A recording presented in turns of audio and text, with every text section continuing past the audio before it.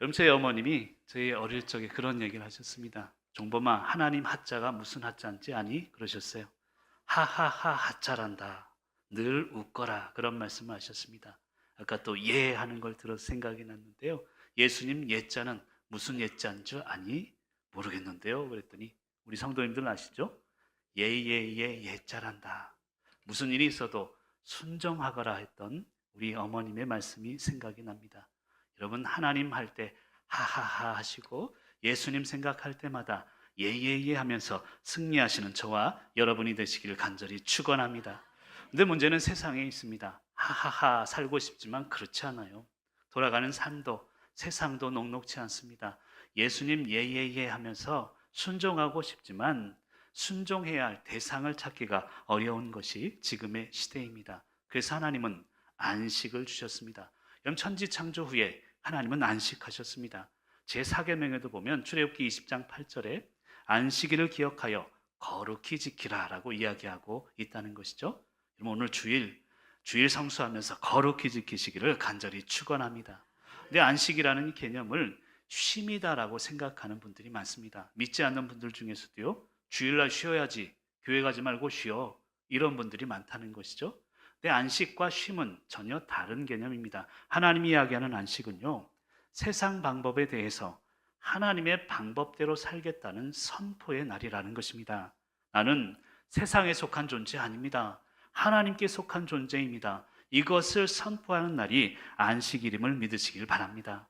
오늘도 예배를 통해서 비록 힘들고 어려워도 예배 이 시간을 통해서 나는 세상에 속한 자가 아니라 하나님께 속한 자임을 선포하시기를 바랍니다. 세상 인생은 성공의 탑을 쌓지만 성도는 안식의 개념을 통해서 성결의 삶 그리고 예배의 탑을 쌓는 것입니다. 오늘도 그런 삶을 사시기를 간절히 축원합니다. 우리 성가대 찬양대 찬양을 들으면서 참 아름답다라는 생각이 들었습니다. 안식의 열매가 아름다움입니다. 여러분, 세월이 흐를수록 아름다운 삶을 살아가시기를 간절히 축원합니다. 아름다운 삶을 산다는 것은요, 결과적으로는 내 주위에 아름다운 것들이 많이 존재한다는 뜻입니다. 여러분, 세월이 흐를수록 여러분 주변에 아름다운 사람이 존재하게 될 것입니다. 그 여러분의 상황이 아름다운 상황이 될 줄 믿습니다. 그런 아름다운 삶을 안식으로 누리시기를 간절히 축원합니다. 여러분, 그래서 이스라엘 백성에게 하나님은 출애굽의 안식의 자유함의 선물을 주셨습니다. 그런데 문제는 출애굽의 은혜를 주셨는데 바로 들어간 곳이 광야라는 데 있습니다. 여러분, 여기서 우리가 깨달아야 되는 게 있습니다.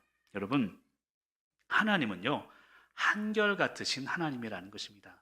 하나님은 한결같으신데 문제는 한결같지 않은 인간이 문제라는 것입니다. 하나님의 한결같음은 우리의 일상 속에서 나타납니다. 한번 빨간 글씨로 써진 게 있는데 한번 읽어볼까요? 일상이 시작. 여러분, 일상이 축복입니다. 평범함이 은혜입니다. 그런데 우리 믿는 성도들조차 그렇습니다. 하나님을 믿는다 하면서 특별한 것을 기대합니다. 특별한 것을 원합니다. 그리고 극적인 하나님을 우리는 기대하게 됩니다. 하나님의 한결같음은 우리의 일상과 평범함 속에 숨어 있음에도 불구하고 우리는 늘 기도하면서 특별한 것을 기대하게 되는 것입니다. 특별한 하나님, 기적의 하나님만 찾으면서 나는 아무것도 하지 않을 때 하나님의 기적은 일어나지 않습니다. 여러분, 그래서 저는 그런 말을 드리고 싶어요. 하고 싶은 일을 하고 살려면 해야 할 일을 먼저 하셔야 합니다. 여러분, 학생들 내일 시험인데 해야 할 일은 시험 공부 아니겠습니까? 그런데 게임을 하고 싶어요. 하고 싶은 일을 먼저 하다 보면 내일 시험은 망치는 것입니다. 우리의 삶도 마찬가지입니다. 여러분의 삶 가운데 하고 싶은 일을 하려면 해야 할 일을 오늘 먼저 할 수 있어야 합니다. 이스라엘 백성을 향한 출애굽의 은혜, 그러나 문제는 광야로 들어가는 데 문제가 있습니다. 하나님의 구원 방법은요, 놀라우세요. 하나님의 구원 방법은 일단 구원하십니다. 그리고 그 후에 구원받은 자답게 빚어가시는 것입니다. 나는 자격이 없지만 하나님이 일단 구원해 주셨어요. 그리고 그 구원받은 자답게 광야를 통해서 나를 나답게 빚어가는 과정일 뿐입니다. 문제는 인간은 비포, 애프터가 다르다는 데 있습니다. 화장실에 들어갈 때, 나올 때 그 태도가 다르다는 데 있습니다. 애굽에 있을 때는 여기서만 나오면 소원이 없을 것 같은데 애굽에서 건져주니 아니 밥 주세요, 고기 주세요, 원망을 하는 것이 이스라엘 백성이라는 것입니다. 그래서 지난번에도 설명드렸습니다만 번영은 기억 상실을 낳는 것입니다. 오히려 우리의 아픔들, 고난들, 그것을 잊어버리게 만드는 번영은 우리의 삶을 망칠 뿐입니다. 우리가 삶을 살아가면서 잊어야 할 게 있습니다. 잊어야 할 것은 잊어야 합니다. 그러나 잊지 말아야 할 것이 있습니다. 하나님의 은혜, 이것만큼은 잊지 않고 붙잡고 살아가는 저와 여러분이 되시길 간절히 축원합니다. 여러분 인생을 돌아보시길 바라요. 누구 하나 내가 노력해서 얻은 게 있습니까? 저도 그런 것 같아요. 저는 지금의 제가 있기까지 누군가의 기도가 있었고 하나님의 은혜가 있었음을 기억합니다. 한번 따라할까요? 누군가의 기도와 하나님의 은혜로 내가 있습니다. 여러분 누군가 나를 위해 기도하는 사람이 있어요. 내가 모르는 사람들마저도 누군가를 위해 기도합니다. 그리고 하나님의 은혜가 있기에 여러분과 제가 지금의 모습으로 살아가고 있음을 믿으시길 바랍니다. 그 은혜를 기억하며 오늘 말씀 가운데 주시는 하나님의 음성을 깨달을 수 있기를 바랍니다. 첫 번째로 이 과거의 은혜를 감사하는 자에게 미래의 길이 열린다는 것을 기억해야 합니다. 우리 13절 말씀을 같이 한번 읽어볼까요? 13절입니다. 시작.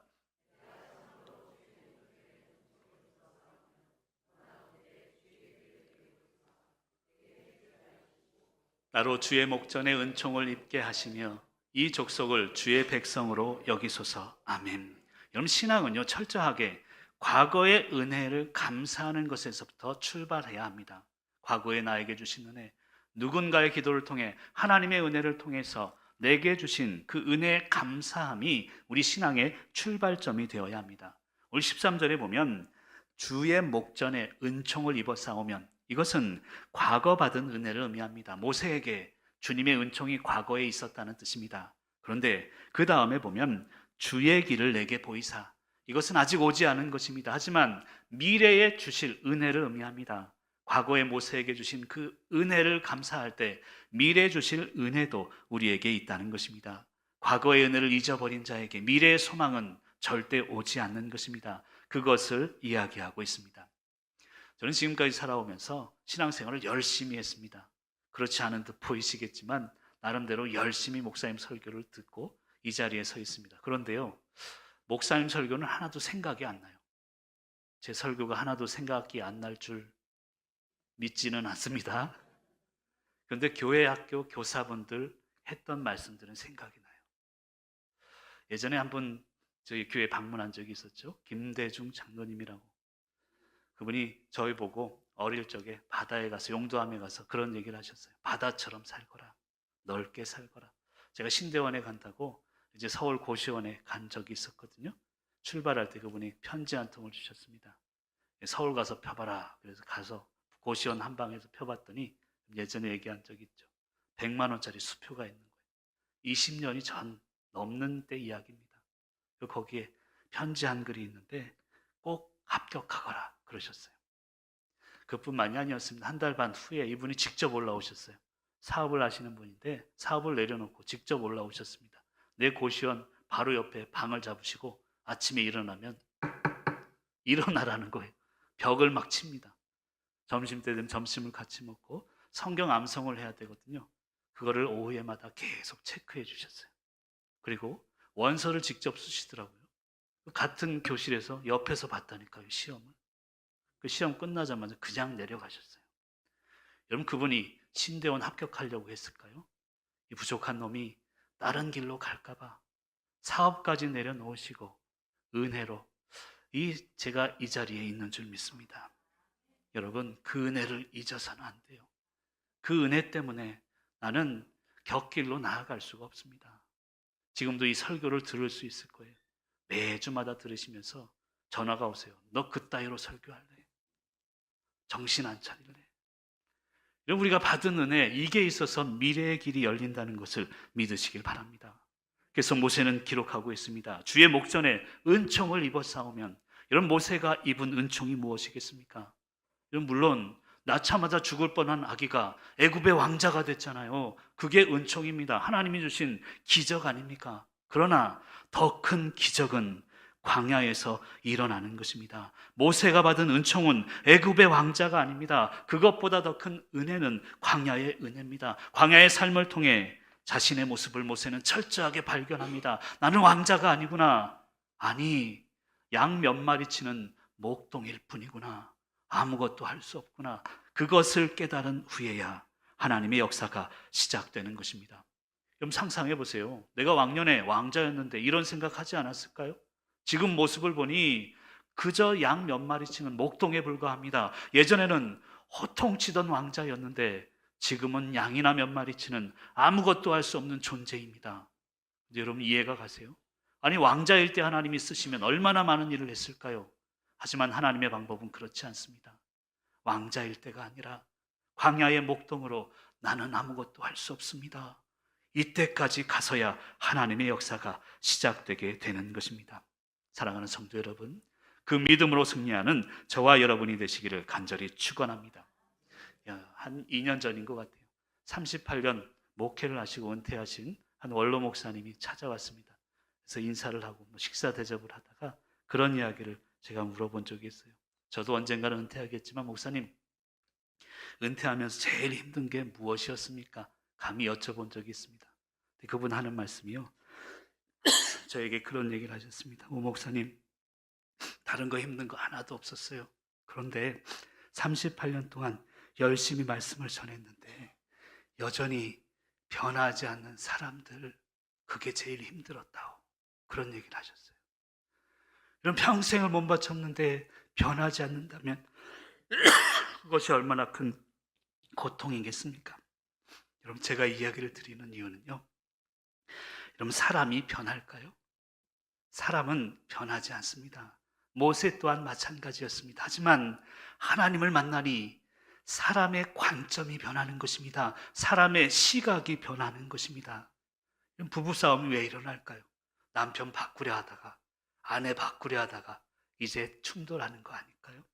이런 믿음의 능력이란 그것입니다. 사람 바꾸는 게 아닙니다. 그 사람의 관점을 바꾸는 것이며 그 사람이 바라보는 대상을 바꾸는 것이 믿음의 능력임을 믿으시길 간절히 축원합니다. 근데 이스라엘 백성들은 그러지 못했습니다. 우리가 33장을 지금 이제 은혜를 나누고 있는데요. 32장에 보면 이제 여러분 잘 알고 있는 금송아지 사건이 나와요. 금을 녹여서 하나님 대신에 눈에 보이는 금송아지를 만듭니다. 근데 그 금이 어디서 났을까요? 아니 430년 동안 노예 생활한 그 이스라엘 백성에게 금이 어디 있었을까요? 출애굽기 12장 36절에 보면 그 해답을 찾을 수 있습니다. 우리 화면을 보면서 같이 읽어볼까요? 시작.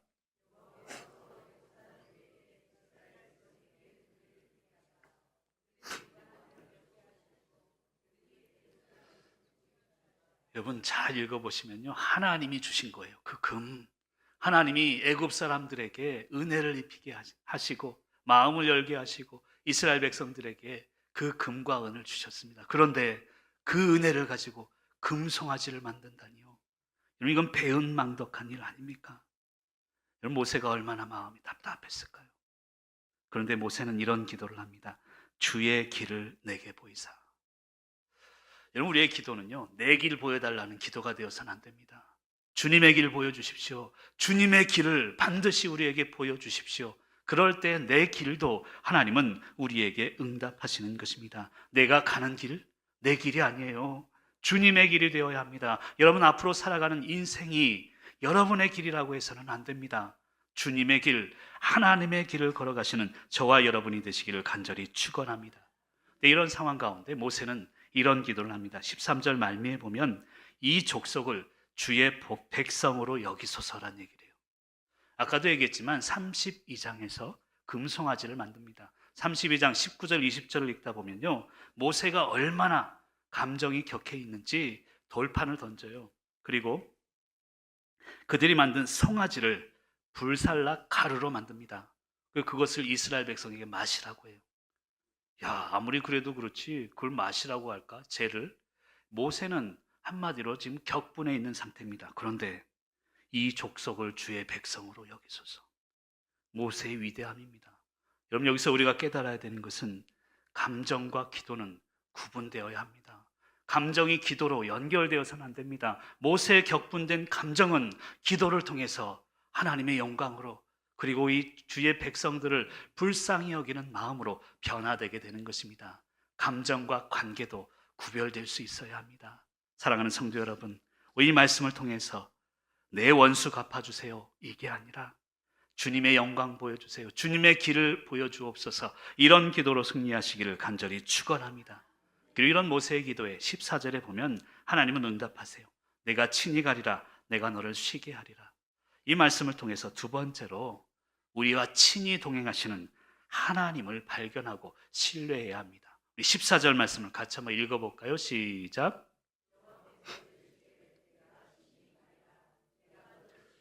아멘. 여러분 14절에 보면 내가 친히 가리라. 그런데요, 33장 3절 말씀에 보면 하나님은 이런 얘기를 하세요. 나는 너희와 함께 올라가지 아니하겠다.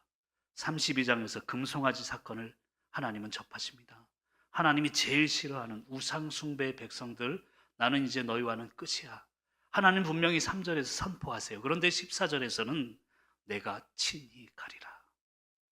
모세의 기도가 하나님을 움직인 것입니다. 여러분, 이런 기도가 필요한 것입니다. 여러분, 지금 상황, 지금의 삶들, 우리의 자녀들의 미래, 여러분 걱정되지 않으세요? 교회 학교의 미래, 지금이야말로 기도하지 않고는 살아갈 수 없는 때입니다. 모세의 기도가 하나님의 뜻마저도 돌이키는 그런 기도가 되었음을 믿으시길 바랍니다. 여러분 33장 15절에, 그런데 모세는요 아직 기도가 끝나지 않나 봐요. 15절에 보면 이런 말씀이 있습니다. 15절 말씀 같이 한번 읽어볼까요? 시작.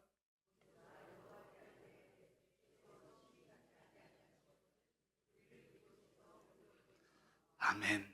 여러분 15절에 보면 우리를이라는 단어가 있습니다. 아까 14절에서는요 내가 너를 쉬게 하리라, 이런 기도 응답을 받아요. 모세, 너 걱정하지 마, 너를 쉬게 하고 너를 책임질게. 그런데 모세의 기도는 거기서 끝나지 않습니다. 나만 책임지고 나만 잘 사는 게 아니라 하나님, 우리 아닙니까? 우리. 이것을 분명히 모세는 기도하고 있습니다.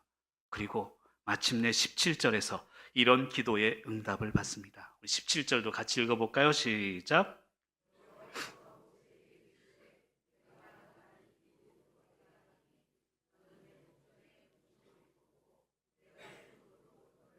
아멘.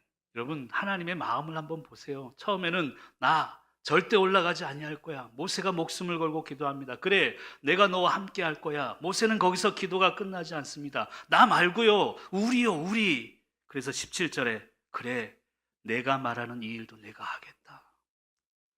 여러분, 이런 기도로 우리의 삶을 변화시켜야 되지 않겠습니까? 우리의 자녀들의 삶을, 교회의 미래를 이런 기도를 통해서 우리는 변화시켜야 될 줄 믿습니다. 제가 예전에 그런 말씀을 드렸죠. 하나님은요 우리 기도에 응답하지 않으십니다. 우리의 간절함에 응답하십니다. 그냥 하는 기도가 아니라 간절함으로 내가 바뀌고 우리의 삶이 바뀌게 될 줄 믿습니다. 여러분, 다니엘에 대한 성경을 읽다 보면요 다니엘이 위대해요. 다니엘은요 정권이 바뀝니다. 바벨론 페르시아를 거쳐요. 나라가 바뀐 거 아닙니까? 그리고 정권, 왕이 4명이나 바뀌어요. 세상 천하가 다 바뀌었습니다. 그런데 바뀌지 않는 하나, 3번 하루에 기도하는 것, 그에게는 절대 바뀌지 않았어요. 그럼 기도하지 않고 어떻게 지금의 삶을 살아갈 수 있습니까? 하나님이 친히 우리와 동행하시는데 그 기도의 능력으로 우리도 승리하시기를 간절히 축원합니다. 현대를 살아가면서 목사로 살아간다는 것이 참으로 힘들어요. 여러분, 살기 좋아질수록 교회에 사람이 비어갑니다. 예전엔 그렇지 않았어요.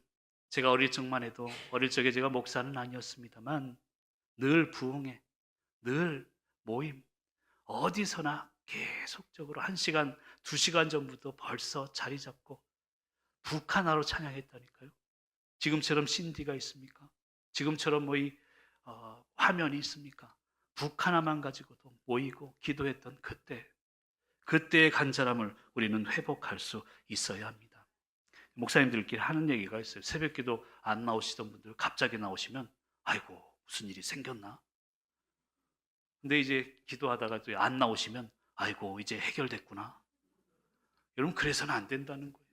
일이 있거나 없거나 늘 꾸준하게 기도의 자리를 지키면서 하나님과 동행하는 귀한 삶을 사시기를 간절히 축원합니다. 여러분, 하나님과 동행할 때 형통의 은혜를 주세요. 그런데 하나님과 동행하는 삶이란 내 생각, 내 계획대로 삶이 술술 풀리는 삶이 아니에요. 하나님과 동행하는 삶은 하나님의 계획대로 나의 삶에 구체적인 사건이 일어나는 것을 말합니다. 하나님의 뜻대로 이루어지는 사건들, 그것을 계속적으로 경험하는 것이 하나님이 동행하는 삶입니다. 하나님이 나와 동행하시니까 내 사업이 잘 되고 건강이 회복되고, 그것도 하나님이 주시는 은혜지만, 진정한 하나님의 동행하심은 하나님의 뜻이고 하나님의 계획대로 이루어지는 것입니다. 그것을 믿으며 나아갈 때 우리의 모든 것도 회복될 줄 믿습니다. 마지막 세 번째로, 우리에게 주신 주님의 영광을 꿈꾸셔야 합니다.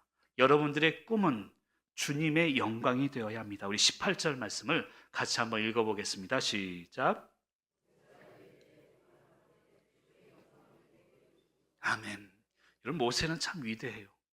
저는 이런 상황에서 기도한다면요, 그래도 목사니까, 그래도 이스라엘의 지도자라면 이스라엘 백성 잘 이끌게 해주세요, 건강하게 해주시고, 그런 기도를 해야 맞지 않습니까?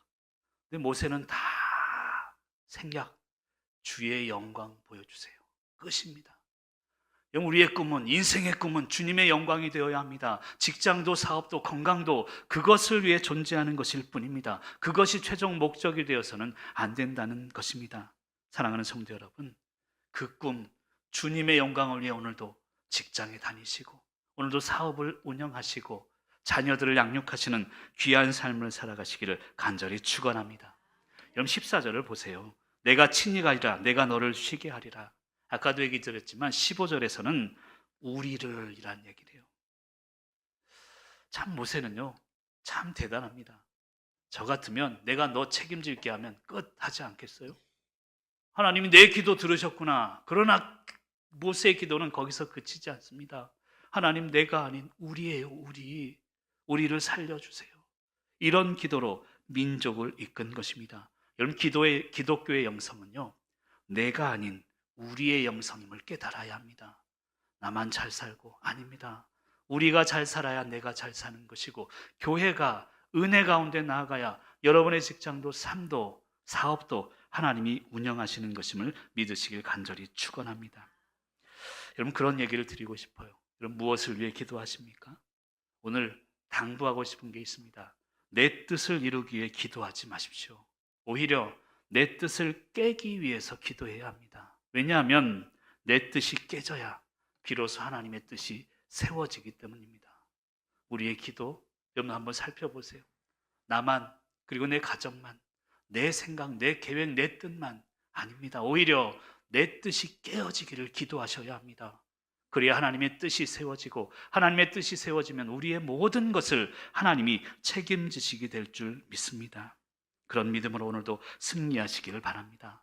마태복음 6장 33절, 너희는 먼저 하나님의 나라 그 의, 여러분, 그것으로 끝난 것 아닙니까? 그러면 모든 것을 더하시는 하나님을 경험하게 될 줄 믿습니다.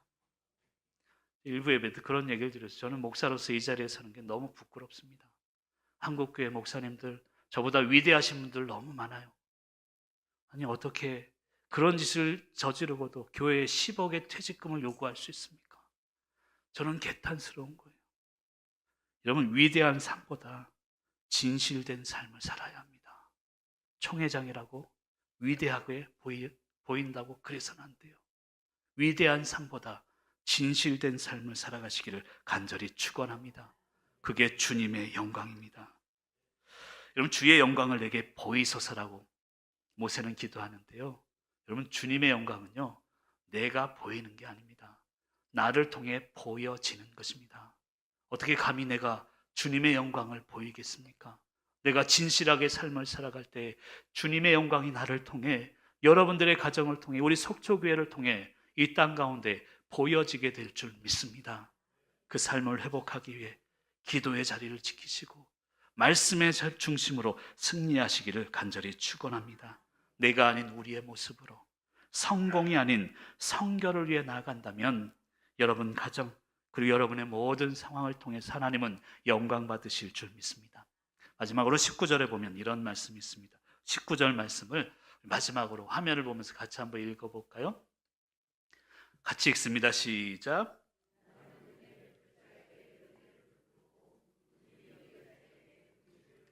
아멘. 여러분 잘 알고 있는 말씀이죠. 은혜 베풀 자에게 은혜를 베풀고 긍휼 여길 자에게 긍휼을 베푼다. 여러분 은혜와 긍휼은요, 받을 만해야 임한다는 뜻입니다.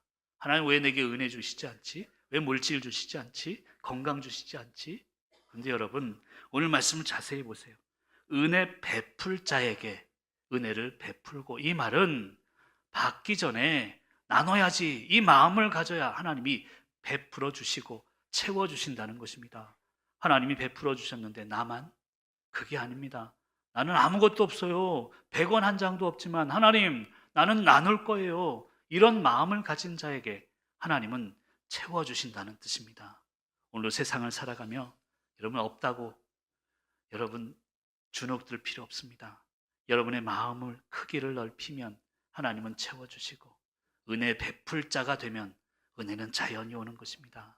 긍휼을 여길 수 있는 마음을 가지게 되면 하나님은 여러분들의 삶에 놀라운 은혜를 채우실 줄 믿습니다. 그런 믿음으로 승리하시는 저와 여러분이 되시길 간절히 축원합니다.